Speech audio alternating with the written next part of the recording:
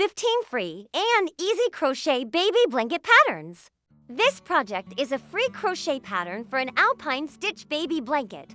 This free crochet pattern shows you how to make an heirloom baby blanket. This project is a free crochet pattern for a baby blanket.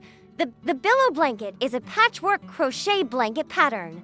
This free crochet pattern is for a textured baby blanket called the sunshine blanket. This free crochet pattern lets you make a warm, thick blanket. This free crochet pattern helps you make a wildflower blanket.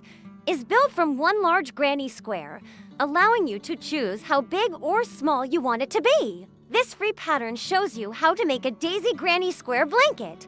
This blanket uses a special crochet stitch called C2C waffle.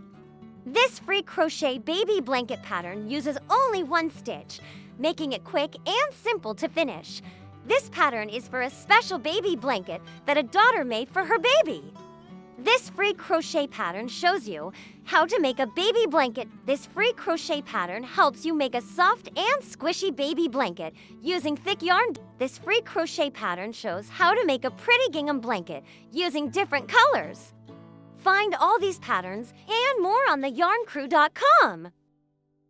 Link to the roundup is in the description.